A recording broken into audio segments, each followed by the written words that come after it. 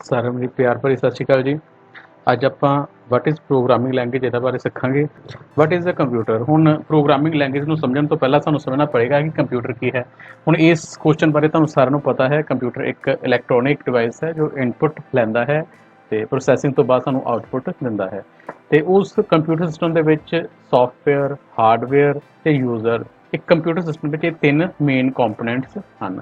Hardware physical parts of computer, software ਜੋ computer ਵਿੱਚ programme ਚੱਲਦੇ ਹਨ ਤੇ ਯੂਜ਼ਰ ਜਿਹੜਾ ਉਸ ਨੂੰ ਵਰਤੋਂ ਕਰ ਰਿਹਾ ਹੈ।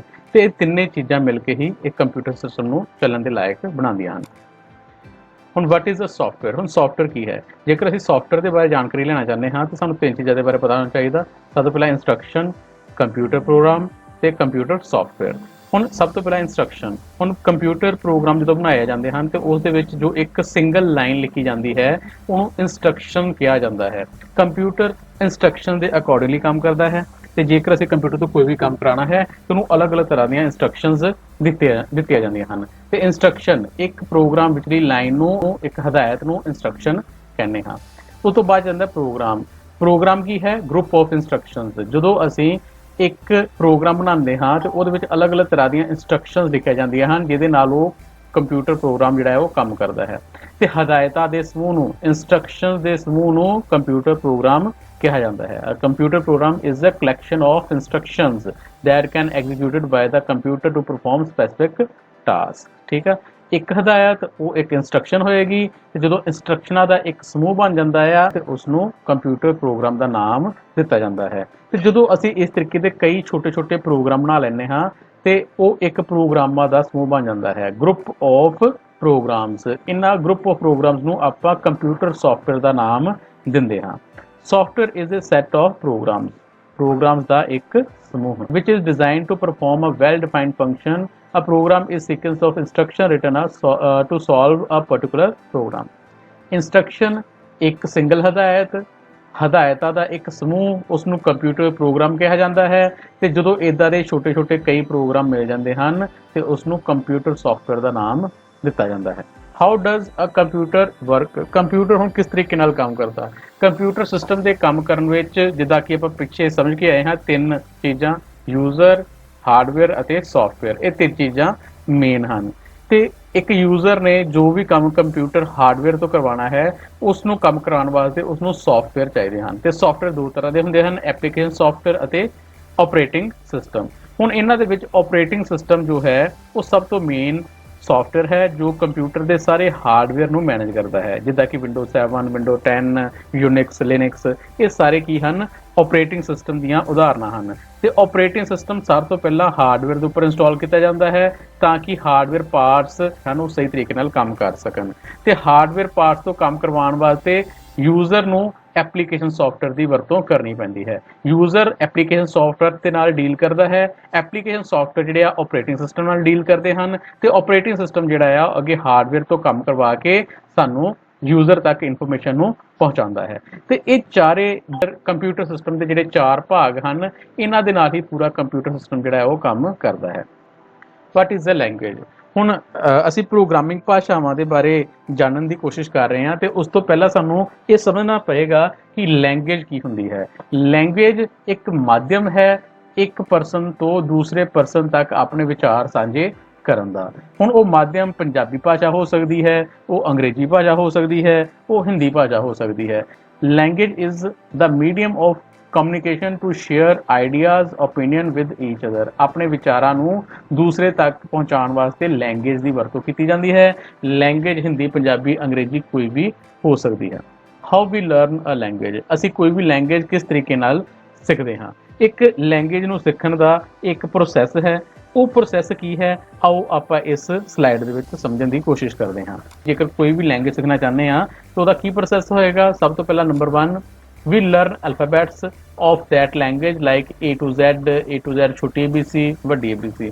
ਕਿ ਉਸ ਲੈਂਗੁਏਜ ਵਿੱਚ ਜਿਹੜੇ ਕਰੈਕਟਰ ਵਰਤੇ ਜਾਂਦੇ ਹਨ, ਐਲਫਾਬੈਟਸ ਵਰਤੇ ਜਾਂਦੇ ਹਨ, ਉਹਨਾਂ ਸਾਰੇ ਦੇ ਬਾਰੇ ਤੁਹਾਨੂੰ ਦੱਸਿਆ ਜਾਂਦਾ ਹੈ ਕਿ ਇਹਦੀ ਬਣਾਵਟ ਇਸ ਤਰੀਕੇ ਨਾਲ ਹੁੰਦੀ ਹੈ, ਸਾਊਂਡ ਇਸ ਤਰੀਕੇ ਨਾਲ ਹੁੰਦੀ ਹੈ, ਉਹ ਸਾਨੂੰ ਪਹਿਲਾਂ ਸਿਖਾਇਆ ਜਾਂਦਾ ਹੈ। ਐਲਫਾਬੈਟਸ ਬਾਰੇ ਸਾਰੀ ਜਾਣਕਾਰੀ ਦਿੱਤੀ ਜਾਂਦੀ ਹੈ। ਜਦੋਂ ਸਾਨੂੰ ਐਲਫਾਬੈਟਸ ਦੇ ਬਾਰੇ ਜਾਣਕਾਰੀ ਹੋ ਜਾਂਦੀ ਹੈ, ਫਿਰ ਸਾਨੂੰ ਉਸ ਲੈਂਗੁਏਜ ਦੇ ਵਿਚਲੇ ਵਰਡਸ ਦੇ ਬਾਰੇ ਜਾਣਕਾਰੀ ਦਿੱਤੀ ਜਾਂਦੀ ਹੈ ਕਿ ਉਸ ਲੈਂਗੁਏਜ ਵਿੱਚ ਕਿਹੜੇ-ਕਿਹੜੇ ਵਰਡਸ ਹਨ, ਉਹ ਵਰਡਸ ਨੂੰ ਕਿੱਦਾਂ ਲਿਖਿਆ ਜਾਏਗਾ, ਉਹ ਸਭ ਕੁਝ ਸਾਨੂੰ ਦੱਸਿਆ ਜਾਂਦਾ ਹੈ। ਕੈਟ, ਬੈਟ, ਇਹ ਸਭ ਕੁਝ ਸਾਨੂੰ ਉਸ ਲੈਂਗੁਏਜ ਦੇ ਵਰਡਸ ਦੇ ਬਾਰੇ ਜਾਣਕਾਰੀ ਦਿੱਤੀ ਜਾਂਦੀ ਹੈ। ਜਦੋਂ ਸਾਨੂੰ ਵਰਡਸ ਦੇ ਬਾਰੇ ਜਾਣਕਾਰੀ ਹੋ ਜਾਂਦੀ ਹੈ, ਫਿਰ ਸਾਨੂੰ ਉਸ ਲੈਂਗੁਏਜ ਦੇ ਵਿੱਚ ਸੈਂਟੈਂਸ ਬਣਾਉਣ ਦੇ ਬਾਰੇ ਜਾਣਕਾਰੀ ਦਿੱਤੀ ਜਾਂਦੀ ਹੈ ਕਿ ਅਸੀਂ ਉਹਨਾਂ ਵਰਡਸ ਨੂੰ ਜੋੜ ਕੇ ਕਿਸ ਤਰੀਕੇ ਨਾਲ ਇੱਕ ਮੀਨਿੰਗਫੁਲ ਲਾਈਨ ਬਣਾ ਸਕਦੇ ਹਾਂ। ਤੇ ਸੈਂਟੈਂਸ ਬਣਾਉਣ ਵਾਸਤੇ ਕੁਝ ਰੂਲਸ ਵਰਤੇ ਜਾਂਦੇ ਹਨ। ਜੇਕਰ ਉਹਨਾਂ ਰੂਲਸ ਦੀ ਵਰਤੋਂ ਨਹੀਂ ਕੀਤੀ ਜਾਂਦੀ ਤੇ ਸੈਂਟੈਂਸ ਸਹੀ ਨਹੀਂ ਬਣਦੇ ਕਿ ਕਿਸ ਜਗ੍ਹਾ ਤੇ ਏ ਲਗਾਉਣਾ ਹੈ, ਕਿਸ ਜਗ੍ਹਾ ਤੇ ਦ ਲਗਾਉਣਾ ਹੈ, ਕਿੱਥੇ ਫੁੱਲ ਸਟਾਪ ਲਗਾਉਣਾ ਹੈ। ਇਹ ਸਾਰੇ ਰੂਲ ਜਿਹੜੇ ਆ ਉਹ ਸਾਨੂੰ ਉਸ ਲੈਂਗੁਏਜ ਦੇ ਸਿੱਖਣੇ ਪੈਂਦੇ ਹਨ, ਤਾਂ ਹੀ ਆਪਾਂ ਉਸ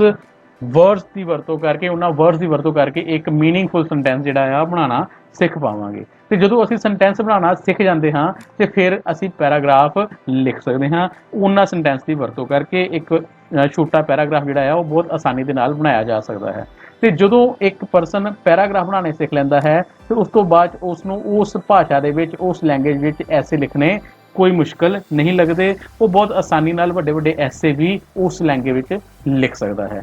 ਤੇ ਇਹ ਇੱਕ ਲੈਂਗੁਏਜ ਨੂੰ ਸਿੱਖਣ ਦਾ ਪੂਰਾ ਪ੍ਰੋਸੈਸ ਹੈ। ਜੇਕਰ ਅਸੀਂ ਇਸ ਪੂਰੇ ਪ੍ਰੋਸੈਸ ਨੂੰ ਫੋਲੋ ਕਰਦੇ ਹਾਂ ਤੇ ਆਪਾਂ ਉਸ ਲੈਂਗੁਏਜ ਨੂੰ ਬਹੁਤ ਆਸਾਨੀ ਦੇ ਨਾਲ ਸਿੱਖ ਸਕਦੇ ਹਾਂ ਤੇ ਉਹਦੇ ਵਿੱਚ ਕੰਮ ਕਰ ਸਕਦੇ ਹਾਂ। ਸੇਮ ਇਸੇ ਤਰੀਕੇ ਨਾਲ ਜੇਕਰ ਅਸੀਂ ਕਿਸੇ ਕੰਪਿਊਟਰ ਪ੍ਰੋਗਰਾਮਿੰਗ ਲੈਂਗੁਏਜ ਨੂੰ ਸਿੱਖਣਾ ਚਾਹੁੰਦੇ ਹਾਂ ਤੇ ਉਹਦਾ ਵੀ ਪ੍ਰੋਸੈਸ ਸੇਮ ਇਸੇ ਤਰੀਕੇ ਨਾਲ ਹੀ ਹੈ। ਜਿਸ ਤਰੀਕੇ ਨਾਲ ਇਸ ਲੈਂਗੁਏਜ ਵਿੱਚ ਅਸੀਂ ਐਲਫਾਬੈਟਸ ਦੇ ਬਾਰੇ ਜਾਣਕਾਰੀ ਲਈ ਹੈ, ਇਸੇ ਤਰੀਕੇ ਨਾਲ ਸਾਨੂੰ ਪ੍ਰੋਗਰਾਮਿੰਗ ਭਾਸ਼ਾ ਦੇ ਵਿੱਚ ਕਿਹੜੇ ਕਰੈਕਟਰ ਸੈੱਟ ਦੀ ਵਰਤੋਂ ਕੀਤੀ ਗਈ ਹੈ ਕਿ ਉਹਨਾਂ ਵਿੱਚ ਕਿਹੜੇ A to Z ਛੋਟੀ ABC, ਜੇ A to Z ਵੱਡੀ ABC, 0 ਤੋਂ ਲੈ ਕੇ 9 ਤੱਕ ਨੰਬਰ, ਸਪੈਸ਼ਲ ਸਿੰਬਲ, ਕਿਹੜੇ ਸਿੰਬਲ ਜਿਹੜੇ ਉਸ ਲੈਂਗੁਏਜ ਵਿੱਚ ਵਰਤੇ ਜਾਂਦੇ ਹਨ, ਸਾਨੂੰ ਪਹਿਲਾਂ ਉਹਨਾਂ ਚਿੰਨ੍ਹਾਂ ਦੇ ਬਾਰੇ ਜਾਣਕਾਰੀ ਲੈਣੀ ਪਵੇਗੀ ਜੇਕਰ ਅਸੀਂ ਉਸ ਕੰਪਿਊਟਰ ਪ੍ਰੋਗਰਾਮਿੰਗ ਲੈਂਗੁਏਜ ਨੂੰ ਸਿੱਖਣਾ ਚਾਹੁੰਦੇ ਹਾਂ। ਜਦੋਂ ਸਾਨੂੰ ਉਹਨਾਂ ਸਾਰੇ ਕਰੈਕਟਰਸ ਦੇ ਬਾਰੇ ਜਾਣਕਾਰੀ ਹੋ ਜਾਂਦੀ ਹੈ, ਫਿਰ ਸਾਨੂੰ ਉਸ ਲੈਂਗੁਏਜ ਵਿੱਚ ਵਰਤੇ ਜਾਣ ਵਾਲੇ ਵਰਡਸ ਦੇ ਬਾਰੇ ਜਾਣਕਾਰੀ ਲੈਣੀ ਪਏਗੀ, ਜਿੱਦਾਂ ਕਿ ਕੀਵਰਡਸ, ਵੇਰੀਏਬਲਸ, ਕੌਨਸਟੈਂਟ, ਇਹ ਕਿਸ ਤਰੀਕੇ ਨਾਲ ਲਿਖੇ ਜਾਣਗੇ, ਇਹਨਾਂ ਦਾ ਕੀ ਮਤਲਬ ਹੈ। ਇਹ ਸਾਰੇ ਵਰਡਸ ਦੇ ਬਾਰੇ ਸਾਨੂੰ ਇੱਕ ਇੱਕ ਕਰਕੇ ਜਾਣਕਾਰੀ ਲੈਣੀ ਪਵੇਗੀ। ਜਦੋਂ ਅਸੀਂ ਇਹਨਾਂ ਵਰਡਸ ਦੇ ਬਾਰੇ ਜਾਣਕਾਰੀ ਲੈ ਲੈਂਦੇ ਹਾਂ, ਫਿਰ ਉਸ ਤੋਂ ਬਾਅਦ ਅਸੀਂ ਸਟੇਟਮੈਂਟਸ ਨੂੰ ਬਣਾ ਸਕਦੇ ਹਾਂ। ਤੇ ਸਟੇਟਮੈਂਟਸ ਦੇ ਬਣਾਉਣ ਦੇ ਵੀ ਆਪਣੇ ਰੂਲਸ ਹਨ। ਜਿੱਦਾਂ ਕਿ ਇੱਕ ਲੈਂਗੁਏਜ ਵਿੱਚ ਸੈਂਟੈਂਸ ਬਣਾਉਣ ਦੇ ਰੂਲਸ ਹਨ, ਉੱਦਾਂ ਹੀ ਸਟੇਟਮੈਂਟਸ ਨੂੰ ਬਣਾਉਣ ਦੇ ਵੀ ਰੂਲਸ ਹਨ ਕਿ ਕਿੱਥੇ ਅਸੀਂ ਡਬਲ ਕੋਮੇ ਪਾਵਾਂਗੇ, ਕਿੱਥੇ ਸੈਮੀਕੋਲਨ ਪਾਵਾਂਗੇ, ਕਿਸ ਤਰੀਕੇ ਨਾਲ ਬ੍ਰੈਕਟਸ ਦੀ ਵਰਤੋਂ ਕਰਾਂਗੇ। ਉਹ ਸਭ ਕੁਝ ਸਾਨੂੰ ਇਸ ਸਟੈਪ ਵਿੱਚ ਸਿੱਖਣਾ ਪਵੇਗਾ। ਜਦੋਂ ਅਸੀਂ ਸਟੇਟਮੈਂਟਸ ਨੂੰ ਲਿਖਣਾ ਜਾਣ ਲਾਂਗੇ ਕਿ ਕਿਸ ਤਰੀਕੇ ਨਾਲ ਸਟੇਟਮੈਂਟਸ ਬਣਾਈਆਂ ਜਾਂਦੀਆਂ ਹਨ, ਫਿਰ ਉਸ ਤੋਂ ਬਾਅਦ ਅਸੀਂ ਪ੍ਰੋਗਰਾਮ ਨੂੰ ਲਿਖ ਸਕਦੇ ਹਾਂ। ਤੇ ਪ੍ਰੋਗਰਾਮ ਹਦਾਇਤਾਂ ਦਾ ਸਮੂਹ ਬਣ ਜਾਂਦਾ ਹੈ ਕਿ ਆਪਾਂ ਇੱਥੇ ਹਦਾਇਤਾਂ ਲਿਖਣੀਆਂ ਸਿੱਖ ਲਈਆਂ। ਤੇ ਜਦੋਂ ਹਦਾਇਤਾਂ ਦਾ ਇੱਕ ਸਮੂਹ ਬਣ ਜਾਂਦਾ ਹੈ ਤੇ ਮਤਲਬ ਅਸੀਂ ਇੱਕ ਪ੍ਰੋਗਰਾਮ ਆਸਾਨੀ ਦੇ ਨਾਲ ਉਸ ਪ੍ਰੋਗਰਾਮਿੰਗ ਲੈਂਗੁਏਜ ਵਿੱਚ ਲਿਖ ਸਕਦੇ ਹਾਂ। ਤੇ ਜਦੋਂ ਸਾਨੂੰ ਪ੍ਰੋਗਰਾਮ ਲਿਖਣੇ ਆ ਗਏ ਤੇ ਉਸ ਤੋਂ ਬਾਅਦ ਅਸੀਂ ਹੌਲੀ-ਹੌਲੀ ਸੌਫਟਵੇਅਰ ਵੀ ਡਿਵੈਲਪ ਕਰਨਾ ਸਿੱਖ ਲਵਾਂਗੇ ਉਸ ਪ੍ਰੋਗਰਾਮਿੰਗ ਭਾਸ਼ਾ ਦੇ ਵਿੱਚ। ਇਹ ਪੂਰਾ ਪ੍ਰੋਸੈਸ ਹੈ ਜੇਕਰ ਅਸੀਂ ਕੋਈ ਪ੍ਰੋਗਰਾਮਿੰਗ ਭਾਸ਼ਾ ਸਿੱਖਣਾ ਚਾਹੁੰਦੇ ਹਾਂ। What is programming language? ਜਿੱਦਾਂ ਕਿ ਅਸੀਂ ਲੈਂਗੁਏਜ ਬਾਰੇ ਸਮਝਿਆ ਕਿ ਲੈਂਗੁਏਜ ਇੱਕ ਮਾਧਿਅਮ ਹੈ ਜਿਸ ਦੇ ਨਾਲ ਇੱਕ ਪਰਸਨ ਦੂਸਰੇ ਪਰਸਨ ਦੇ ਨਾਲ ਕਮਿਊਨੀਕੇਟ ਕਰ ਸਕਦਾ ਹੈ। ਉਸੇ ਤਰੀਕੇ ਨਾਲ ਜੇ ਇੱਕ ਪਰਸਨ ਨੇ ਕੰਪਿਊਟਰ ਦੇ ਨਾਲ ਕਮਿਊਨੀਕੇਸ਼ਨ ਕਰਨੀ ਹੈ, ਕੰਪਿਊਟਰ ਤੋਂ ਕੋਈ ਕੰਮ ਕਰਵਾਉਣਾ ਹੈ, ਉਸ ਨੂੰ ਵੀ ਇੱਕ ਲੈਂਗੁਏਜ ਆਣੀ ਹੋਣੀ ਚਾਹੀਦੀ ਹੈ ਤੇ ਉਹ ਪ੍ਰੋਗਰਾਮਿੰਗ ਭਾਸ਼ਾ ਹੁੰਦੀ ਹੈ।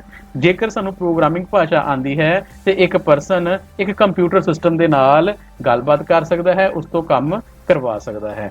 ਕੰਪਿਊਟਰ ਸਿਸਟਮ ਤੋਂ ਕੰਮ ਕਰਵਾਉਣ ਵਾਸਤੇ ਪ੍ਰੋਗਰਾਮਿੰਗ ਭਾਸ਼ਾਵਾਂ ਦੀ ਵਰਤੋਂ ਕੀਤੀ ਜਾਂਦੀ ਹੈ। Programming language is the medium of communication between a person and a computer. Types of computer programming languages. There are basically 3 types of programming languages: low level programming language, high level programming language, middle level programming language. ਨਿਮਨ ਪੱਧਰ ਦੀਆਂ programming ਭਾਸ਼ਾਵਾਂ, ਉੱਚ ਪੱਧਰ ਦੀਆਂ programming ਭਾਸ਼ਾਵਾਂ, ਦਰਮਿਆਨੇ ਪੱਧਰ ਦੀਆਂ ਪ੍ਰੋਗਰਾਮਿੰਗ ਭਾਸ਼ਾਵਾਂ। ਲੋ ਲੈਵਲ ਦੇ ਵਿੱਚ ਮਸ਼ੀਨ ਲੈਂਗੁਏਜ ਤੇ ਬਾਈਨਰੀ ਲੈਂਗੁਏਜ ਆ ਜਾਂਦੀਆਂ ਹਨ। ਮਿਡਲ ਲੈਂਗੁਏਜ ਵਿੱਚ ਅਸੈਂਬਲੀ ਲੈਂਗੁਏਜ ਆ ਜਾਂਦੀ ਹੈ। ਹਾਈ ਲੈਵਲ ਲੈਂਗੁਏਜ ਦੇ ਵਿੱਚ ਕਬੋਲ, ਸੀ, ਫੋਰਟਰਨ, C++, ਇਹ ਸਾਰੀਆਂ ਜਿਹੜੀਆਂ ਆ ਉਹ ਹਾਈ ਲੈਵਲ ਪ੍ਰੋਗਰਾਮਿੰਗ ਭਾਸ਼ਾਵਾਂ ਦੀ ਕੈਟੇਗਰੀ ਵਿੱਚ ਆ ਜਾਂਦੀਆਂ ਹਨ। ਆਓ ਇਹਨਾਂ ਦੇ ਬਾਰੇ ਇੱਕ ਇੱਕ ਕਰਕੇ ਜਾਣਕਾਰੀ ਹਾਸਲ ਕਰੀਏ। Low level language, machine language. ਇਹ ਮਸ਼ੀਨ ਲੈਂਗੁਏਜ ਕੰਪਿਊਟਰ ਸਿਸਟਮ ਦੇ ਦੁਆਰਾ ਸਮਝੀ ਜਾਣ ਵਾਲੀ ਇਕਲੌਤੀ ਲੈਂਗੁਏਜ ਹੈ। ਕੰਪਿਊਟਰ ਸਿਸਟਮ ਨੂੰ ਸਿਰਫ ਇੱਕ ਹੀ ਲੈਂਗੁਏਜ ਆਉਂਦੀ ਹੈ, ਉਹ ਹੈ ਮਸ਼ੀਨ ਲੈਂਗੁਏਜ। ਤੇ ਮਸ਼ੀਨ ਲੈਂਗੁਏਜ ਜਿਹੜੀ ਆ ਇਹ ਦੋ ਕਰੈਕਟਰਸ ਦੀ ਬਣੀ ਹੋਈ ਆ, 0 ਅਤੇ 1।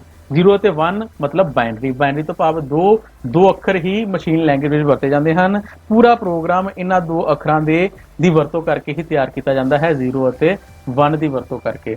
ਤੇ ਇਸ ਲਈ ਇਸ ਨੂੰ ਬਾਈਨਰੀ ਲੈਂਗੁਏਜ ਕਿਹਾ ਜਾਂਦਾ ਹੈ। ਤੇ ਇਸ ਵਿੱਚ ਲਿਖੇ ਕੋਡ ਨੂੰ ਅਸੀਂ ਮਸ਼ੀਨ ਕੋਡ ਕਹਿੰਦੇ ਹਾਂ। ਤੇ ਇਸ ਮਸ਼ੀਨ ਲੈਂਗੁਏਜ ਦੀ ਵਰਤੋਂ ਦੇ ਕੁਝ ਫਾਇਦੇ ਸਨ ਜੋ ਕਿ ਹੇਠ ਲਿਖੇ ਅਨੁਸਾਰ ਹਨ। ਮਸ਼ੀਨ ਲੈਂਗੁਏਜ ਲਿਖਿਆ ਕੋਡ ਕੰਪਿਊਟਰ ਸਿਸਟਮ ਦੁਆਰਾ ਬਹੁਤ ਆਸਾਨੀ ਨਾਲ ਸਮਝਿਆ ਜਾ ਸਕਦਾ ਸੀਗਾ। ਲੋ ਲੈਵਲ ਲੈਂਗੁਏਜ ਦੇ ਵਿੱਚ ਲਿਖੇ ਪ੍ਰੋਗਰਾਮਾਂ ਨੂੰ ਚਲਾਉਣ ਵਾਸਤੇ ਕਿਸੇ ਵੀ ਤਰ੍ਹਾਂ ਦੇ ਟਰਾਂਸਲੇਟਰ ਦੀ ਵਰਤੋਂ ਨਹੀਂ ਕੀਤੀ ਜਾਂਦੀ ਸੀਗੀ ਤੇ ਇਸ ਵਿੱਚ ਲਿਖੇ ਪ੍ਰੋਗਰਾਮਾਂ ਨੂੰ ਬਹੁਤ ਘੱਟ ਸਮੇਂ ਦੇ ਵਿੱਚ ਕੰਪਿਊਟਰ ਸਿਸਟਮ ਜਿਹੜਾ ਸੀਗਾ ਉਹ ਰਨ ਕਰ ਦਿੰਦਾ ਸੀਗਾ। ਹੁਣ ਇਸੇ ਤਰੀਕੇ ਨਾਲ ਇਹਦੇ ਕੁਝ ਨੁਕਸਾਨ ਵੀ ਸਨ, ਡਿਸਐਡਵਾਂਟੇਜ ਵੀ ਸਨ ਜੋ ਹੇਠ ਲਿਖੇ ਅਨੁਸਾਰ ਹਨ। ਲੋ ਲੈਵਲ ਲੈਂਗੁਏਜ ਇੰਸਟਰਕਸ਼ਨਸ ਜਿਹੜੀਆਂ ਯੂਜ਼ਰ ਦੇ ਦੁਆਰਾ ਸਮਝਣੀਆਂ ਤੇ ਉਹਨਾਂ ਵਿੱਚ ਪ੍ਰੋਗਰਾਮ ਲਿਖਣੇ ਬਹੁਤ ਹੀ ਮੁਸ਼ਕਲ ਸਨ। ਤੇ ਇਹਦੇ ਵਿੱਚ ਲਿਖੇ ਪ੍ਰੋਗਰਾਮ ਜਿਹੜੇ ਸੀਗੇ ਉਹ ਮਸ਼ੀਨ ਦੇ ਡਿਪੈਂਡੈਂਟ ਹੁੰਦੇ ਸੀਗੇ ਕਿ ਜਿਸ ਮਸ਼ੀਨ ਵਾਸਤੇ ਲਿਖੇ ਜਾਂਦੇ ਸੀ ਉਸੇ ਮਸ਼ੀਨ ਤੇ ਹੀ ਉਹ ਕੰਮ ਕਰਦੇ ਸੀ। ਲੋ ਲੈਵਲ ਲੈਂਗੁਏਜ ਵਿੱਚ ਲਿਖੇ ਪ੍ਰੋਗਰਾਮਾਂ ਵਿੱਚੋਂ ਗਲਤੀਆਂ ਕੱਢਣੀਆਂ ਬਹੁਤ ਹੀ ਮੁਸ਼ਕਲ ਹੋ ਜਾਂਦੀਆਂ ਸੀਗੀਆਂ।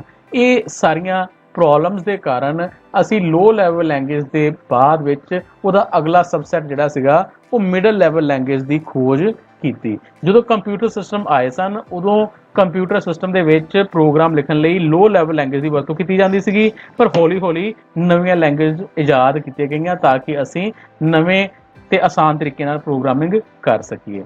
ਕੰਪਿਊਟਰ ਸਿਸਟਮ ਦੀ ਵਰਕਿੰਗ ਦੇ ਵਿੱਚ ਇਹ ਦੋ ਪਾਰਟ ਕੰਪਿਊਟਰ ਅਤੇ ਯੂਜ਼ਰ ਇਹ ਮੁੱਖ ਭਾਗ ਹਨ। ਯੂਜ਼ਰ ਨੇ ਕੰਮ ਕਰਵਾਉਣਾ ਹੈ ਤੇ ਕੰਮ ਕੰਪਿਊਟਰ ਸਿਸਟਮ ਨੇ ਕਰਨਾ ਹੈ। ਪ੍ਰੋਗਰਾਮ ਲਿਖਣੇ ਪੈਂਦੇ ਹਨ ਤੇ ਲੋ ਲੈਵਲ ਲੈਂਗੁਏਜ ਦੇ ਸਮੇਂ ਪ੍ਰੋਗਰਾਮ ਲਿਖਣ ਵਾਸਤੇ ਮਸ਼ੀਨ ਲੈਂਗੁਏਜ ਦੀ ਵਰਤੋਂ ਕੀਤੀ ਜਾਂਦੀ ਸੀ। ਪ੍ਰੋਗਰਾਮ ਸਾਰਾ 0-1 ਦੀ ਫਾਰਮ ਦੇ ਵਿੱਚ ਮਸ਼ੀਨ ਲੈਂਗੁਏਜ 'ਚ ਲਿਖਿਆ ਜਾਂਦਾ ਸੀ ਜੋ ਕਿ ਇੱਕ ਬਹੁਤ ਹੀ ਮੁਸ਼ਕਲ ਕੰਮ ਸੀਗਾ ਇੱਕ ਯੂਜ਼ਰ ਵਾਸਤੇ। ਕਿਤੇ ਵੀ ਇੱਕ 0 ਜਾਂ 1 ਵੱਧ ਘੱਟ ਪੈ ਜਾਂਦਾ ਸੀਗਾ ਤੇ ਪ੍ਰੋਗਰਾਮ ਨੂੰ ਠੀਕ ਕਰਨਾ ਬਹੁਤ ਮੁਸ਼ਕਲ ਹੋ ਜਾਂਦਾ ਸੀ। ਇਸ ਲਈ ਪਹਿਲੇ ਸਮਿਆਂ ਦੇ ਵਿੱਚ ਪ੍ਰੋਗਰਾਮਿੰਗ ਕੰਮ ਬਹੁਤ ਹੀ ਮੁਸ਼ਕਲ ਹੁੰਦਾ ਸੀ। ਹੁਣ ਯੂਜ਼ਰ ਨੇ ਪੂਰਾ ਕੋਡ ਮਸ਼ੀਨ ਲੈਂਗੁਏਜ ਵਿੱਚ ਲਿਖਿਆ ਤੇ ਉਹ ਮਸ਼ੀਨ ਲੈਂਗੁਏਜ ਨੇ ਕੰਪਿਊਟਰ ਸਿਸਟਮ ਦੇ ਉੱਪਰ ਬਹੁਤ ਆਸਾਨੀ ਨਾਲ ਚਲਾ ਦਿੱਤਾ ਕਿਉਂਕਿ ਕੰਪਿਊਟਰ ਸਿਸਟਮ ਵਾਸਤੇ ਇਹ ਕੋਡ ਨੂੰ ਸਮਝਣਾ ਬਹੁਤ ਆਸਾਨ ਸੀ ਕਿਉਂਕਿ ਕੰਪਿਊਟਰ ਸਿਸਟਮ ਨੂੰ ਸਿਰਫ ਇੱਕ ਹੀ ਲੈਂਗੁਏਜ ਆਉਂਦੀ ਹੈ, ਉਹ ਹੈ ਮਸ਼ੀਨ ਲੈਂਗੁਏਜ। ਯੂਜ਼ਰ ਵਾਸਤੇ ਇਹ ਲੈਂਗੁਏਜ ਸਮਝਣੀ ਮੁਸ਼ਕਲ ਸੀਗੀ ਪਰ ਕੰਪਿਊਟਰ ਸਿਸਟਮ ਵਾਸਤੇ ਇਹ ਗੱਲ ਸਮਝਣੀ ਆਸਾਨ ਸੀਗੀ। ਇਸ ਲਈ ਪ੍ਰੋਗਰਾਮ ਕੋਡ ਲਿਖਣੇ ਇਹਦੇ ਵਾਸਤੇ ਮੁਸ਼ਕਲ ਸੀ ਪਰ ਕੰਪਿਊਟਰ ਸਿਸਟਮ ਵਾਸਤੇ ਆਸਾਨ ਸੀਗੇ ਤੇ ਪ੍ਰੋਗਰਾਮ ਜਲਦੀ ਰਨ ਹੋ ਜਾਂਦੇ ਸੀ। ਇਹ ਲੋ ਲੈਵਲ ਲੈਂਗੁਏਜ ਵਿੱਚ ਪ੍ਰੋਗਰਾਮ ਲਿਖਣ ਦਾ ਤਰੀਕਾ ਸੀ। ਇਸ ਤੋਂ ਬਾਅਦ ਅਸੀਂ ਮਿਡਲ ਲੈਵਲ ਲੈਂਗੁਏਜ ਨੂੰ ਬਣਾਇਆ ਤਾਂ ਕਿ ਅਸੀਂ ਲੋ ਲੈਵਲ ਦੇ ਵਿੱਚ ਜਿਹੜੀਆਂ ਗਲਤੀਆਂ ਸੀਗੀਆਂ ਜੋ ਪ੍ਰੋਬਲਮ ਸੀ ਉਹਨਾਂ ਨੂੰ ਸੋਲਵ ਕਰ ਸਕੀਏ। ਮਿਡਲ ਲੈਵਲ ਲੈਂਗੁਏਜ ਦੇ ਵਿੱਚ ਪ੍ਰੋਗਰਾਮ ਲਿਖਣ ਵਾਸਤੇ ਕੁਝ ਕੋਡਸ ਦੀ ਵਰਤੋਂ ਕੀਤੀ ਜਾਂਦੀ ਸੀ ਜੋ ਅੰਗਰੇਜ਼ੀ ਲੈਂਗੁਏਜ ਵਿੱਚ ਲਿਖੇ ਜਾਂਦੇ ਸੀਗੇ। ਮਿਡਲ ਲੈਵਲ ਲੈਂਗੁਏਜ ਦੀ ਇੱਕ ਮੁੱਖ ਉਦਾਹਰਨ ਜਿਹੜੀ ਹੈ ਉਹ ਅਸੈਂਬਲੀ ਲੈਂਗੁਏਜ ਨੂੰ ਮੰਨਿਆ ਜਾਂਦਾ ਹੈ। ਅਸੈਂਬਲੀ ਲੈਂਗੁਏਜ ਵਿੱਚ ਪ੍ਰੋਗਰਾਮ ਬਣਾਉਂਦੇ ਹੋਏ ਅਸੀਂ ਵਰਡਸ ਤੇ ਨੰਬਰਸ ਦੀ ਵਰਤੋਂ ਕਰਕੇ ਪ੍ਰੋਗਰਾਮ ਲਿਖ ਸਕਦੇ ਸੀਗੇ। ਜਿਹੜੇ ਕੋਡ ਵਰਤੇ ਜਾਂਦੇ ਸੀਗੇ ਉਹਨਾਂ ਨੂੰ ਯਾਦ ਕਰਨਾ ਪੈਂਦਾ ਸੀਗਾ ਤੇ ਉਹਨਾਂ ਕੋਡਸ ਦੀ ਵਰਤੋਂ ਕਰਕੇ ਹੀ ਪ੍ਰੋਗਰਾਮ ਲਿਖਿਆ ਜਾਂਦਾ ਸੀਗਾ। ਤੇ ਜਦੋਂ ਪ੍ਰੋਗਰਾਮ ਅਸੀਂ ਲਿਖਦੇ ਸੀਗੇ ਤੇ ਉਹ ਡਾਇਰੈਕਟਲੀ ਕੰਪਿਊਟਰ ਤੇ ਨਹੀਂ ਚੱਲਦਾ ਸੀਗਾ ਤੇ ਉਹਦੇ ਵਾਸਤੇ ਸਾਨੂੰ ਇੱਕ ਟਰਾਂਸਲੇਟਰ ਦੀ ਵਰਤੋਂ ਕਰਨੀ ਪੈਂਦੀ ਸੀ ਜਿਸ ਨੂੰ ਅਸੈਂਬਲਰ ਕਿਹਾ ਜਾਂਦਾ ਸੀਗਾ। ਅਸੈਂਬਲਰ ਇੱਕ ਸੌਫਟਵੇਅਰ ਸੀ ਜੋ ਇੱਕ ਅਸੈਂਬਲੀ ਲੈਂਗੁਏਜ ਵਿੱਚ ਲਿਖੇ ਪ੍ਰੋਗਰਾਮ ਨੂੰ ਮਸ਼ੀਨ ਲੈਂਗੁਏਜ ਵਿੱਚ ਕਨਵਰਟ ਕਰਨ ਦਾ ਕੰਮ ਕਰਦਾ ਸੀ। ਅਸੈਂਬਲੀ ਲੈਂਗੁਏਜ ਵਿੱਚ ਪ੍ਰੋਗਰਾਮ ਲਿਖਣੇ ਆਸਾਨ ਹੋ ਗਏ ਕੰਪੈਰੀਟਿਵਲੀ ਲੋ ਲੈਵਲ ਲੈਂਗੁਏਜ ਦੇ। ਮਿਡਲ ਲੈਵਲ ਲੈਂਗੁਏਜ ਵਿੱਚ ਲਿਖੇ ਕੋਡ ਨੂੰ ਪੜ੍ਹਨਾ ਉਸ ਨੂੰ ਚੇਂਜ ਕਰਨਾ ਆਸਾਨ ਸੀਗਾ ਲੋ ਲੈਵਲ ਲੈਂਗੁਏਜ ਦੇ ਮੁਕਾਬਲੇ। ਇਹਨਾਂ ਨੂੰ ਸਮਝਣਾ ਇਹਨਾਂ 'ਚ ਗਲਤੀਆਂ ਕਰਨੀਆਂ ਵੀ ਆਸਾਨ ਸੀਗੀਆਂ। ਹੁਣ ਇਹਨਾਂ ਦੇ ਵੀ ਕੁਝ ਡਿਸਐਡਵਾਂਟੇਜ ਸੀ। ਉਹ ਕੀ ਸਨ? ਮਿਡਲ ਲੈਵਲ ਲੈਂਗੁਏਜ ਜਿਹੜੀਆਂ ਸੀ ਉਹ ਇੱਕ ਮਸ਼ੀਨ ਦੇ ਆਰਕੀਟੈਕਚਰ ਦੇ ਅਨੁਸਾਰ ਹੀ ਕੰਮ ਕਰਦੀਆਂ ਸੀਗੀਆਂ ਕਿ ਇਹ ਵੀ ਪਰਟੀਕੂਲਰ ਮਸ਼ੀਨ ਦੇ ਉੱਪਰ ਹੀ ਕੰਮ ਕਰਦੀਆਂ ਸੀ। ਮਿਡਲ ਲੈਵਲ ਲੈਂਗੁਏਜ ਵਿੱਚ ਪ੍ਰੋਗਰਾਮ ਨੂੰ ਰਨ ਕਰਨ ਵਾਸਤੇ ਸਾਨੂੰ ਟਰਾਂਸਲੇਟਰ ਦੀ ਵਰਤੋਂ ਕਰਨੀ ਪੈਂਦੀ ਸੀ ਕਿਉਂਕਿ ਡਾਇਰੈਕਟਲੀ ਉਹ ਕੋਡ ਮਸ਼ੀਨ ਦੇ ਉੱਪਰ ਨਹੀਂ ਚੱਲ ਸਕਦਾ ਸੀ। ਆਓ ਅਸੀਂ ਹੁਣ ਮਿਡਲ ਲੈਵਲ ਲੈਂਗੁਏਜ ਦੇ ਵਿੱਚ ਪ੍ਰੋਗਰਾਮਿੰਗ ਕਿਸ ਤਰੀਕੇ ਨਾਲ ਹੁੰਦੀ ਸੀ ਉਸ ਨੂੰ ਸਮਝਣ ਦੀ ਕੋਸ਼ਿਸ਼ ਕਰਦੇ ਹਾਂ। ਯੂਜ਼ਰ ਅਤੇ ਮਸ਼ੀਨ ਇਹ ਫਿਰ ਦੋ ਮੇਨ ਪਾਰਟ ਸੀਗੇ ਸਾਡੇ ਕੰਪਿਊਟਰ ਸਿਸਟਮ ਦੇ। ਕੰਮ ਯੂਜ਼ਰ ਨੇ ਕਰਵਾਉਣਾ ਸੀ ਤੇ ਕਰਨਾ ਮਸ਼ੀਨ ਨੇ ਸੀ। ਹੁਣ ਇਸਨੇ ਜੋ ਕੋਡ ਲਿਖਿਆ ਉਹ ਪਹਿਲਾਂ 0-1 ਦੀ ਫਾਰਮ ਵਿੱਚ ਲਿਖਦਾ ਸੀ ਪਰ ਹੁਣ ਉਹਨੇ ਅਸੈਂਬਲੀ ਲੈਂਗੁਏਜ ਵਿੱਚ ਕੋਡ ਲਿਖਣਾ ਸ਼ੁਰੂ ਕਰ ਦਿੱਤਾ। ਹੁਣ ਇਹਦੇ ਵਿੱਚ ਕੁਝ ਕੋਡ ਸੀ ਜੋ ਅੰਗਰੇਜ਼ੀ ਭਾਸ਼ਾ ਵਿੱਚ ਲਿਖੇ ਜਾਂਦੇ ਸੀ। ਜੇਕਰ ਅਸੀਂ ਅਸੈਂਬਲੀ ਭਾਸ਼ਾ ਦੇ ਵਿੱਚ ਪ੍ਰੋਗਰਾਮ ਬਣਾਉਣਾ ਚਾਹੁੰਦੇ ਸੀ ਤੇ ਸਾਨੂੰ ਇਹ ਕੋਡਸ ਨੂੰ ਯਾਦ ਕਰਨਾ ਪੈਂਦਾ ਸੀ, ਇਹਨਾਂ ਦੇ ਵਿੱਚ ਵਰਕਿੰਗ ਸਾਨੂੰ ਸਮਝ ਨਹੀਂ ਪੈਂਦੀ ਸੀ। ਹੁਣ ਇਹਨਾਂ ਨੂੰ ਯਾਦ ਕਰਨਾ ਲੋ ਲੈਵਲ ਲੈਂਗੁਏਜ ਦੇ ਮੁਕਾਬਲੇ ਆਸਾਨ ਸੀ, ਇਸ ਲਈ ਇਹਦੇ ਵਿੱਚ ਪ੍ਰੋਗਰਾਮ ਡਿਵੈਲਪਮੈਂਟ ਯੂਜ਼ਰ ਵਾਸਤੇ ਆਸਾਨ ਹੋ ਗਈ। ਪਰ ਇੱਥੇ ਕੰਪਿਊਟਰ ਸਿਸਟਮ ਦੀ ਪ੍ਰੋਬਲਮ ਆ ਗਈ ਕਿ ਉਸ ਨੂੰ ਇਹ ਕੋਡ ਸਮਝ ਨਹੀਂ ਲੱਗ ਸਕਦਾ ਸੀਗਾ, ਕਿਉਂਕਿ ਇਹਨੂੰ ਅੱਜ ਵੀ ਮਸ਼ੀਨ ਕੋਡ ਹੀ ਸਮਝ ਲੱਗਦਾ ਹੈ। ਤੇ ਹੁਣ ਉਹ ਐਗਜ਼ੀਕਿਊਸ਼ਨ ਕਰਨ ਵਾਸਤੇ ਸਾਨੂੰ ਇੱਕ ਹੋਰ ਸੌਫਟਵੇਅਰ ਦੀ ਵਰਤੋਂ ਕਰਨੀ ਪਈ, ਜਿਸ ਨੂੰ ਅਸੈਂਬਲਰ ਕਿਹਾ ਜਾਂਦਾ ਹੈ। ਹੁਣ ਅਸੈਂਬਲਰ ਇੱਕ ਟਰਾਂਸਲੇਟਰ ਸੀ ਜੋ ਅਸੈਂਬਲੀ ਲੈਂਗੁਏਜ ਵਿੱਚ ਜੋ ਕੋਡ ਲਿਖਿਆ ਸੀਗਾ ਉਹ ਪਹਿਲਾਂ ਅਸੈਂਬਲਰ ਕੋਲ ਜਾਂਦਾ ਸੀ ਤੇ ਅਸੈਂਬਲਰ ਇਸ ਕੋਡ ਨੂੰ ਮਸ਼ੀਨ ਕੋਡ ਵਿੱਚ ਕਨਵਰਟ ਕਰਕੇ ਕੰਪਿਊਟਰ ਸਿਸਟਮ ਉੱਪਰ ਚਲਾ ਦਿੰਦਾ ਸੀ। ਕੋਡ ਅਸੈਂਬਲੀ ਲੈਂਗੁਏਜ ਵਿੱਚ ਲਿਖਿਆ ਗਿਆ, ਟਰਾਂਸਲੇਟਰ ਅਸੈਂਬਲਰ ਨੇ ਇਸ ਕੋਡ ਨੂੰ ਟਰਾਂਸਲੇਟ ਕਰਕੇ ਕੰਪਿਊਟਰ ਸਿਸਟਮ ਦੇ ਵਿੱਚ ਮਸ਼ੀਨ ਕੋਡ ਦੇ ਰੂਪ ਵਿੱਚ ਐਗਜ਼ੀਕਿਊਟ ਕਰ ਦਿੱਤਾ ਤੇ ਇਹਦੇ ਵਿੱਚ ਇੱਕ ਹੋਰ ਸਟੈਪ ਆ ਗਿਆ ਸੀ ਅਸੈਂਬਲਰ, ਜਿਹਦੇ ਨਾਲ ਜੋ ਡਿਵੈਲਪਮੈਂਟ ਸੀ ਉਹ ਥੋੜੀ ਸਲੋ ਹੋ ਗਈ, ਪਰ ਯੂਜ਼ਰ ਵਾਸਤੇ ਉਸ ਪ੍ਰੋਗਰਾਮ ਨੂੰ ਡਿਵੈਲਪ ਕਰਨਾ ਆਸਾਨ ਹੋ ਗਿਆ ਸੀ। ਅਸੈਂਬਲਰ ਹੁਣ ਇੱਕ ਸੌਫਟਵੇਅਰ ਹੀ ਹੈ, ਇਹ ਕੋਈ ਹਾਰਡਵੇਅਰ ਪਾਰਟ ਨਹੀਂ ਹੈ। ਜਦੋਂ ਅਸੀਂ ਕੰਪਿਊਟਰ ਦੇ ਵਿੱਚ ਪ੍ਰੋਗਰਾਮਿੰਗ ਭਾਸ਼ਾ ਦਾ ਐਡੀਟਰ ਇੰਸਟਾਲ ਕਰਦੇ ਹਾਂ ਤੇ ਅਸੈਂਬਲਰ ਆਪਣੇ ਆਪ ਹੀ ਇੰਸਟਾਲ ਹੋ ਜਾਂਦਾ ਹੈ ਤੇ ਅਸੈਂਬਲਰ ਅਸੈਂਬਲੀ ਲੈਂਗੁਏਜ ਵਿੱਚ ਲਿਖੇ ਪ੍ਰੋਗਰਾਮ ਨੂੰ ਮਸ਼ੀਨ ਕੋਡ ਵਿੱਚ ਬਦਲਣ ਦਾ ਕੰਮ ਕਰਦਾ ਹੈ। ਇਸ ਤੋਂ ਬਾਅਦ ਹਾਈ ਲੈਵਲ ਲੈਂਗੁਏਜ ਆਈਆਂ। ਮਿਡਲ ਲੈਵਲ ਲੈਂਗੁਏਜ ਦੇ ਵਿੱਚ ਵੀ ਆਪਣੀਆਂ ਪ੍ਰੋਬਲਮ ਸੀਗੀਆਂ ਤੇ ਉਹਨਾਂ ਪ੍ਰੋਬਲਮ ਨੂੰ ਸੋਲਵ ਕਰਨ ਵਾਸਤੇ ਹੀ ਅੱਗੇ ਹਾਈ ਲੈਵਲ ਲੈਂਗੁਏਜ ਜਿਹੜੀਆਂ ਉਹ ਬਣਾਈਆਂ ਗਈਆਂ। ਹੁਣ ਹਾਈ ਲੈਵਲ ਲੈਂਗੁਏਜ ਜਿਹੜੀਆਂ ਸੀ ਇਹ ਅੰਗਰੇਜ਼ੀ ਲੈਂਗੁਏਜ ਦੇ ਨਾਲ ਬਹੁਤ ਹੀ ਰਲਦੀਆਂ ਮਿਲਦੀਆਂ ਸੀ। ਜੇਕਰ ਅਸੀਂ ਅੰਗਰੇਜ਼ੀ ਲੈਂਗੁਏਜ ਵਿੱਚ ਕੰਮ ਕਰ ਰਹੇ ਹਾਂ ਤੇ ਦੂਸਰੇ ਪਾਸੇ ਵੀ ਹਾਈ ਲੈਵਲ ਪ੍ਰੋਗਰਾਮਿੰਗ ਲੈਂਗੁਏਜ ਵਿੱਚ ਕੰਮ ਕਰ ਰਹੇ ਹਾਂ ਤੇ ਸਾਡਾ ਕੰਮ ਬਹੁਤ ਆਸਾਨ ਹੋ ਜਾਂਦਾ ਸੀਗਾ। ਇਹ ਯੂਜ਼ਰ ਵਾਸਤੇ ਹਾਈ ਲੈਵਲ ਲੈਂਗੁਏਜ ਨੂੰ ਸਮਝਣਾ, ਇਹਨਾਂ ਵਿੱਚ ਕੰਮ ਕਰਨਾ ਪਹਿਲੇ ਦੇ ਨਾਲੋਂ ਬਹੁਤ ਆਸਾਨ ਹੋ ਗਿਆ ਸੀ। ਕਿ ਹਾਈ ਲੈਵਲ ਲੈਂਗੁਏਜ ਵਿੱਚ ਕੰਮ ਕਰਨ ਵਾਸਤੇ ਟਰਾਂਸਲੇਟ ਕਰਨ ਵਾਸਤੇ ਤੁਹਾਨੂੰ ਕੰਪਾਈਲਰ ਅਤੇ ਇੰਟਰਪ੍ਰੀਟਰ ਦੋ ਸੌਫਟਵੇਅਰ ਜਿਹੜੇ ਸੀ ਉਹ ਵਰਤਣੇ ਪੈਂਦੇ ਸੀਗੇ ਤਾਂ ਕਿ ਅਸੀਂ ਹਾਈ ਲੈਵਲ ਲੈਂਗੁਏਜ ਵਿੱਚ ਲਿਖੇ ਕੋਡ ਨੂੰ ਮਸ਼ੀਨ ਲੈਂਗੁਏਜ ਕਨਵਰਟ ਕਰ ਸਕੀਏ। ਕੋਬੋਲ, ਫੋਰਟਰਨ, ਬੇਸਿਕ, ਸੀ ਪਲੱਸ ਪਲੱਸ, ਜਾਵਾ, ਇਹ ਸਾਰੀਆਂ ਜਿਹੜੀਆਂ ਆ ਉਹ ਹਾਈ ਲੈਵਲ ਲੈਂਗੁਏਜ ਦੀਆਂ ਉਦਾਹਰਨਾਂ ਹਨ ਜਿਹੜੀਆਂ ਅਸੀਂ ਸੌਫਟਵੇਅਰ ਡਿਵੈਲਪਮੈਂਟ ਕਰਨ ਵਾਸਤੇ ਪਹਿਲਾਂ ਤੇ ਹੁਣ ਵੀ ਵਰਤ ਰਹੇ ਹਾਂ। ਇਹਨਾਂ ਦੇ ਐਡਵਾਂਟੇजेस ਕੀ ਹਨ? ਹਾਈ ਲੈਵਲ ਪ੍ਰੋਗਰਾਮਿੰਗ ਭਾਸ਼ਾ ਵਿੱਚ ਕੋਡ ਲਿਖਣਾ ਜਿਹੜਾ ਸੀ ਉਹ ਆਸਾਨ ਹੋ ਗਿਆ ਸੀਗਾ ਕੰਪੈਰੀਟਿਵਲੀ ਅਸੈਂਬਲੀ ਲੈਂਗੁਏਜ। ਇਹਨਾਂ ਦੇ ਵਿੱਚ ਲਿਖੇ ਪ੍ਰੋਗਰਾਮ ਜਿਹੜੇ ਸੀ ਉਹ ਰੀਡੇਬਲ ਸੀਗੇ, ਉਹਨਾਂ ਨੂੰ ਸਮਝਣਾ ਇੱਕ ਯੂਜ਼ਰ ਵਾਸਤੇ ਆਸਾਨ ਹੋ ਗਿਆ ਸੀ ਤੇ ਇਹਨਾਂ ਵਿੱਚ ਚੇਂਜਸ ਵੀ ਅਸੀਂ ਆਸਾਨੀ ਨਾਲ ਕਰ ਸਕਦੇ ਸੀਗੇ ਤੇ ਇਹ ਕੋਡ ਜੋ ਇੱਕ ਮਸ਼ੀਨ ਲਈ ਬਣਾਏ ਗਏ ਸੀਗੇ ਉਹ ਅਲੱਗ-ਅਲੱਗ ਮਸ਼ੀਨ ਦੇ ਉੱਪਰ ਵੀ ਆਸਾਨੀ ਨਾਲ ਚਲਾਏ ਜਾ ਸਕਦੇ ਸੀ। ਹਾਈ ਲੈਵਲ ਲੈਂਗੁਏਜ ਦੇ ਡਿਸਐਡਵਾਂਟੇਜ ਕੀ ਸੀ? ਹਾਈ ਲੈਵਲ ਲੈਂਗੁਏਜ ਲਿਖੇ ਪ੍ਰੋਗਰਾਮਾਂ ਤੋਂ ਕੰਮ ਕਰਾਉਣ ਵਾਸਤੇ ਸਾਨੂੰ ਟਰਾਂਸਲੇਟਰ ਦੀ ਲੋੜ ਪੈਂਦੀ ਸੀ ਤੇ ਇਹ ਸਲੋਅਰ ਸੀਗੇ ਲੋ ਲੈਵਲ ਲੈਂਗੁਏਜ ਦੇ ਮੁਕਾਬਲੇ। ਹਾਈ ਲੈਵਲ ਲੈਂਗੁਏਜ ਦੇ ਵਿੱਚ ਯੂਜ਼ਰ ਫਿਰ ਉਸੇ ਤਰੀਕੇ ਨਾਲ ਉਹਨੇ ਕੰਮ ਕਰਵਾਉਣਾ ਹੈ ਤੇ ਕੰਮ ਜਿਹੜਾ ਹੈ ਉਹ ਕੰਪਿਊਟਰ ਸਿਸਟਮ ਨੇ ਹੀ ਕਰਨਾ ਹੈ ਤੇ ਇਸ ਨੂੰ ਮਸ਼ੀਨ ਲੈਂਗੁਏਜ ਸਮਝ ਆਉਂਦੀ ਹੈ ਪਰ ਯੂਜ਼ਰ ਨੂੰ ਮਸ਼ੀਨ ਲੈਂਗੁਏਜ ਸਮਝ ਨਹੀਂ ਆਉਂਦੀ। ਹੁਣ ਇਹ ਕੰਮ ਕਰਵਾਉਣ ਵਾਸਤੇ ਹੁਣ ਯੂਜ਼ਰ ਨੇ ਹਾਈ ਲੈਵਲ ਲੈਂਗੁਏਜ ਦੀ ਵਰਤੋਂ ਕਰਨੀ ਸ਼ੁਰੂ ਕਰ ਦਿੱਤੀ। ਹੁਣ ਉਸਨੇ ਕੋਡ ਜੋ ਲਿਖਿਆ ਉਹ ਹਾਈ ਲੈਵਲ ਲੈਂਗੁਏਜ ਲਿਖਿਆ। ਹੁਣ ਇਹਦੇ ਵਿੱਚ ਆ ਅੰਗਰੇਜ਼ੀ ਦੇ ਸ਼ਬਦ ਇੰਟੀਜਰ, ਮੇਨ, ਇਹ ਅਸੀਂ C++ ਲੈਂਗੁਏਜ ਵਿੱਚ ਕੋਡ ਲਿਖਿਆ ਹੈ। ਯੂਜ਼ਰ ਨੇ ਕੋਡ ਹਾਈ ਲੈਵਲ ਲੈਂਗੁਏਜ ਵਿੱਚ ਲਿਖਿਆ ਜੋ ਉਸ ਦੇ ਸਮਝ ਵਿੱਚ ਆਸਾਨੀ ਨਾਲ ਆ ਜਾਂਦਾ ਹੈ। ਕੰਪਿਊਟਰ ਨੂੰ ਉਹ ਕੋਡ ਸਮਝ ਨਹੀਂ ਆਉਂਦਾ, ਇਸ ਲਈ ਸਮਝਣ ਵਾਸਤੇ ਸਾਨੂੰ ਟਰਾਂਸਲੇਟਰ ਦੀ ਵਰਤੋਂ ਕਰਨੀ ਪੈਂਦੀ ਹੈ ਤੇ ਇੱਥੇ ਅਸੀਂ ਦੋ ਤਰ੍ਹਾਂ ਦੇ ਟਰਾਂਸਲੇਟਰ ਵਰਤੋਂ ਕਰਦੇ ਹਾਂ, ਕੰਪਾਈਲਰ ਅਤੇ ਇੰਟਰਪ੍ਰੀਟਰ। ਇਹ ਦੋਵੇਂ ਟਰਾਂਸਲੇਟਰ ਦਾ ਕੰਮ ਕਰਦੇ ਹਨ ਪਰ ਦੋਵਾਂ ਦੇ ਕੰਮ ਕਰਨ ਦੇ ਤਰੀਕੇ ਦੇ ਵਿੱਚ ਥੋੜਾ ਜਿਹਾ ਫਰਕ ਹੈ ਜੋ ਆਪਾਂ ਅੱਗੇ ਸਮਝਾਂਗੇ। ਹੁਣ ਕੋਡ ਯੂਜ਼ਰ ਨੇ ਜੋ ਲਿਖਿਆ ਉਹ ਹਾਈ ਲੈਵਲ ਲੈਂਗੁਏਜ ਵਿੱਚ ਲਿਖਿਆ ਤੇ ਜਦੋਂ ਇਹ ਟਰਾਂਸਲੇਟਰ, ਕੰਪਾਈਲਰ ਅਤੇ ਇੰਟਰਪ੍ਰੀਟਰ ਕੋ ਆਇਆ ਇਹਨਾਂ ਨੇ ਉਸ ਕੋਡ ਨੂੰ ਮਸ਼ੀਨ ਕੋਡ ਵਿੱਚ ਕਨਵਰਟ ਕਰਕੇ ਸਿਸਟਮ ਨੂੰ ਸਮਝਾ ਦਿੱਤਾ ਤੇ ਉਹ ਕੋਡ ਰਨ ਹੋ ਗਿਆ। ਹੁਣ ਕੰਪਾਈਲਰ ਜੋ ਕੰਮ ਕਰਦਾ ਹੈ ਉਹ ਪੂਰੇ ਪ੍ਰੋਗਰਾਮ ਨੂੰ ਇਕੱਠਾ ਹੀ ਕੰਪਾਈਲ ਕਰਕੇ ਮਸ਼ੀਨ ਕੋਡ ਵਿੱਚ ਕਨਵਰਟ ਕਰ ਦਿੰਦਾ ਹੈ, ਜਦ ਕਿ ਇੰਟਰਪ੍ਰੀਟਰ ਇੱਕ ਲਾਈਨ ਨੂੰ ਟਰਾਂਸਲੇਟ ਕਰਕੇ ਸਿਸਟਮ ਦੇ ਉੱਪਰ ਚਲਾਉਂਦਾ ਹੈ। ਦੋਵਾਂ ਦਾ ਕੰਮ ਹਾਈ ਲੈਵਲ ਪ੍ਰੋਗਰਾਮ ਨੂੰ ਮਸ਼ੀਨ ਲੈਂਗੁਏਜ ਵਿੱਚ ਕਨਵਰਟ ਕਰਨ ਦਾ ਹੈ। ਕੰਪਾਈਲਰ ਪੂਰੇ ਦੇ ਪੂਰੇ ਪ੍ਰੋਗਰਾਮ ਨੂੰ ਇਕੱਠਾ ਕੰਪਾਈਲ ਕਰਕੇ ਮਸ਼ੀਨ ਕੋਡ ਵਿੱਚ ਕਨਵਰਟ ਕਰਦਾ ਹੈ, ਜਦ ਕਿ ਇੰਟਰਪ੍ਰੀਟਰ ਇੱਕ ਲਾਈਨ ਨੂੰ ਇੰਟਰਪ੍ਰੀਟ ਕਰਕੇ ਮਸ਼ੀਨ ਦੇ ਉੱਪਰ ਚਲਾਉਂਦਾ ਹੈ। ਇਸ ਲਈ ਇੰਟਰਪ੍ਰੀਟਰ ਥੋੜਾ ਸਲੋ ਹੈ, ਕੰਪਾਈਲਰ ਥੋੜਾ ਫਾਸਟ ਹੈ।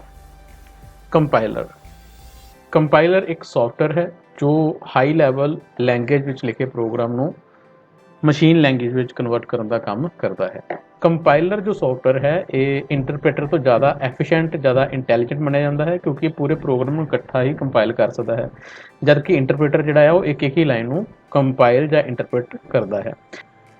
ਇੰਟਰਪ੍ਰੀਟਰ ਇਹ ਵੀ ਇੱਕ ਸੌਫਟਵੇਅਰ ਹੀ ਹੈ ਜੋ ਹਾਈ ਲੈਵਲ ਲੈਂਗੁਏਜ ਲਿਖੇ ਪ੍ਰੋਗਰਾਮ ਨੂੰ ਮਸ਼ੀਨ ਲੈਂਗੁਏਜ ਕਨਵਰਟ ਕਰਨ ਦਾ ਕੰਮ ਕਰਦਾ ਹੈ, ਪਰ ਇਹ ਇੱਕ ਲਾਈਨ ਨੂੰ ਰੀਡ ਕਰਦਾ ਹੈ। ਇੱਕ ਲਾਈਨ ਨੂੰ ਰੀਡ ਕਰਦਾ ਹੈ, ਉਸ ਨੂੰ ਇੰਟਰਪ੍ਰੀਟ ਕਰਕੇ ਮਸ਼ੀਨ ਤੇ ਚਲਾਉਂਦਾ ਹੈ, ਦੂਸਰੀ ਲਾਈਨ ਨੂੰ ਰੀਡ ਕਰਦਾ ਹੈ, ਫਿਰ ਅੱਗੇ ਇੰਟਰਪ੍ਰੀਟ ਕਰਕੇ ਕੰਪਿਊਟਰ ਸਿਸਟਮ ਤੇ ਚਲਾਉਣ ਦੀ ਕੋਸ਼ਿਸ਼ ਕਰਦਾ ਹੈ। ਇਸ ਲਈ ਇਹ ਥੋੜਾ ਜਿਹਾ ਫਾਸਟ ਤੇ ਹੈ ਕੰਪਾਈਲਰ ਤੋਂ, ਪਰ ਇਹਦੇ ਕੰਮ ਕਰਨ ਦੀ ਜਿਹੜੀ ਸਮਰੱਥਾ ਹੈਗੀ ਆ ਉਹ ਕੰਪਾਈਲਰ ਤੋਂ ਥੋੜੀ ਘੱਟ ਹੈ। ਦੋਵਾਂ ਦੇ ਵਿੱਚ ਜੇ ਆਪਾਂ ਡਿਫਰੈਂਸ ਦੇਖਾਂਗੇ, ਇੰਟਰਪ੍ਰੀਟਰ ਫਾਸਟਰ ਹੈ ਕੰਪਾਈਲਰ ਤੋਂ। ਇੰਟਰਪ੍ਰੀਟਰ ਨੂੰ ਕੰਮ ਕਰਨ ਵਾਸਤੇ ਘੱਟ ਮੈਮਰੀ ਚਾਹੀਦੀ ਹੈ, ਕਿਉਂਕਿ ਇਹਨੇ ਇੱਕ ਲਾਈਨ ਨੂੰ ਰੀਡ ਕਰਨਾ ਹੈ, ਜਦਕਿ ਕੰਪਾਈਲਰ ਨੇ ਪੂਰੇ ਪ੍ਰੋਗਰਾਮ ਨੂੰ ਕੰਪਾਈਲ ਕਰਨਾ ਹੁੰਦਾ ਹੈ। ਹੁਣ ਦੇਖੋ ਆਪਾਂ ਇੱਕ ਐਗਜ਼ਾਮਪਲ ਦੇ ਥਰੂ ਇਹਨੂੰ ਸਮਝਦੇ ਹਾਂ। ਜੇ ਕੰਪਾਈਲਰ ਦੀ ਗੱਲ ਕਰਦੇ ਹਾਂ ਤਾਂ ਇੰਟਰਪ੍ਰੀਟਰ ਦੀ ਗੱਲ ਕਰਦੇ ਹਾਂ। ਕੰਪਾਈਲਰ ਕਿਸ ਤਰੀਕੇ ਨਾਲ ਕੰਮ ਕਰਦਾ ਹੈ, ਸੋਰਸ ਕੋਡ ਨੂੰ ਕੰਪਾਈਲਰ ਕੋ ਭੇਜਿਆ ਜਾਂਦਾ ਹੈ, ਇਹ ਪੂਰੇ ਕੋਡ ਨੂੰ ਪਹਿਲਾਂ ਮਸ਼ੀਨ ਕੋਡ ਵਿੱਚ ਕਨਵਰਟ ਕਰਦਾ ਹੈ ਤੇ ਫਿਰ ਆਉਟਪੁੱਟ ਦਿੰਦਾ ਹੈ, ਜਦਕਿ ਇੰਟਰਪ੍ਰੀਟਰ ਜਿਹੜਾ ਹੈ ਉਹ ਸਿੱਧਾ ਸੋਰਸ ਕੋਡ ਨੂੰ ਰੀਡ ਕਰਦਾ ਹੈ ਤੇ ਇੱਕ ਲਾਈਨ ਨੂੰ ਇੰਟਰਪ੍ਰੀਟ ਕਰਕੇ ਆਉਟਪੁੱਟ ਦਿੰਦਾ ਰਹਿੰਦਾ ਹੈ। ਇਸ ਲਈ ਇਹ ਇੰਟਰਪ੍ਰੀਟਰ ਥੋੜਾ ਫਾਸਟ ਹੈ ਤੇ ਕੰਪਾਈਲਰ ਥੋੜਾ ਸਲੋ ਹੈ। ਹਾਈ ਲੈਵਲ ਲੈਂਗੁਏਜ ਦੇ ਕੁਝ ਫੀਚਰਸ ਹਨ ਜਿਨ੍ਹਾਂ ਦੇ ਬਾਰੇ ਆਪਾਂ ਇੱਥੇ ਡਿਸਕਸ ਕਰਾਂਗੇ।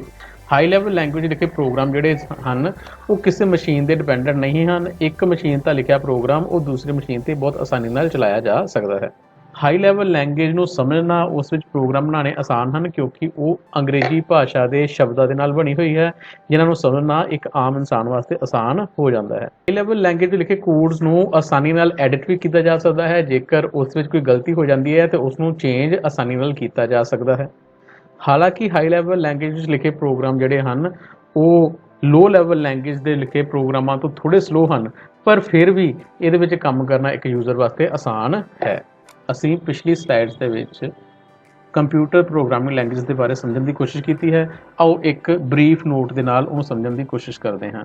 C++, ਜਾਵਾ, ਇਹ ਸਾਰੀਆਂ ਜਿਹੜੀਆਂ ਹਨ ਉਹ ਹਾਈ ਲੈਵਲ ਲੈਂਗੁਏਜਸ ਹਨ ਜਿਨ੍ਹਾਂ ਦੀ ਵਰਤੋਂ ਅੱਜ ਹੋ ਰਹੀ ਹੈ। ਇਹਨਾਂ 'ਚ ਕੰਮ ਕਰਨਾ ਇੱਕ ਯੂਜ਼ਰ ਵਾਸਤੇ, ਇੱਕ ਡਿਵੈਲਪਰ ਵਾਸਤੇ ਆਸਾਨ ਹੋ ਚੁੱਕਾ ਹੋਇਆ ਹੈ। ਹਾਈ ਲੈਵਲ ਲੈਂਗੁਏਜ ਜੋ ਹਨ, ਕਿਉਂਕਿ ਇਹ ਅੰਗਰੇਜ਼ੀ ਲੈਂਗੁਏਜ ਦੇ ਨਾਲ ਰਲਦੀਆਂ ਮਿਲਦੀਆਂ ਹਨ, ਇਸ ਲਈ ਯੂਜ਼ਰ ਦੇ ਜ਼ਿਆਦਾ ਕਲੋਜ਼ ਹਨ, ਯੂਜ਼ਰ ਇਹਨਾਂ ਨੂੰ ਜ਼ਿਆਦਾ ਪਸੰਦ ਕਰਦੇ ਹਨ। ਜਦਕਿ ਲੋ ਲੈਵਲ ਲੈਂਗੁਏਜ ਜੋ ਹਨ ਉਹ ਹਾਰਡਵੇਅਰ ਦੇ ਜ਼ਿਆਦਾ ਕਲੋਜ਼ ਹਨ। ਜੇਕਰ ਹਾਰਡਵੇਅਰ ਦੇ ਨਾਲ ਹਾਰਡਵੇਅਰ ਨੂੰ ਆਪਰੇਟ ਕਰਨ ਦੀ ਗੱਲ ਆਉਂਦੀ ਹੈ ਤੇ ਉੱਥੇ ਲੋ ਲੈਵਲ ਲੈਂਗੁਏਜ ਹੀ ਜ਼ਿਆਦਾ ਕਾਮਯਾਬ ਹਨ। ਜਦੋਂ ਵੀ ਅਸੀਂ ਕਿਸੇ ਹਾਈ ਲੈਵਲ ਲੈਂਗੁਏਜ ਪ੍ਰੋਗਰਾਮ ਬਣਾਉਂਦੇ ਹਾਂ ਤਾਂ ਉਹ ਸਾਨੂੰ ਕਨਵਰਟ ਕਰਨਾ ਪੈਂਦਾ ਹੈ ਮਸ਼ੀਨ ਲੈਂਗੁਏਜ ਵਿੱਚ, ਤਾਂ ਕਿ ਉਹ ਕੰਪਿਊਟਰ ਸਿਸਟਮ ਉਹਨੂੰ ਸਮਝ ਸਕੇ। ਇਕੱਲੀਆਂ ਹਾਈ ਲੈਵਲ ਲੈਂਗੁਏਜ ਕੰਮ ਨਹੀਂ ਕਰ ਸਕਦੀਆਂ, ਉਹਨਾਂ ਨੂੰ ਕੰਮ ਕਰਨ ਵਾਸਤੇ ਕੰਪਾਈਲਰ, ਇੰਟਰਪ੍ਰੀਟਰ, ਅਸੈਂਬਲਰ, ਇਸ ਤਰੀਕੇ ਦੇ ਟਰਾਂਸਲੇਟਰ ਦੀ ਜ਼ਰੂਰਤ ਪੈਂਦੀ ਹੈ। ਦੂਸਰੀ ਤਰਫ ਮਿਡਲ ਲੈਵਲ ਲੈਂਗੁਏਜ ਜੋ ਸੀ ਉਹ ਨਾ ਤੇ ਹਾਰਡਵੇਅਰ ਦੇ ਜ਼ਿਆਦਾ ਕਲੋਜ਼ ਸੀ ਤੇ ਨਾ ਹੀ ਉਹ ਯੂਜ਼ਰ ਦੇ ਜ਼ਿਆਦਾ ਕਲੋਜ਼ ਸੀ, ਇਸ ਲਈ ਉਹ ਜ਼ਿਆਦਾ ਪਪੂਲਰ ਨਹੀਂ ਹੋ ਪਾਈਆਂ।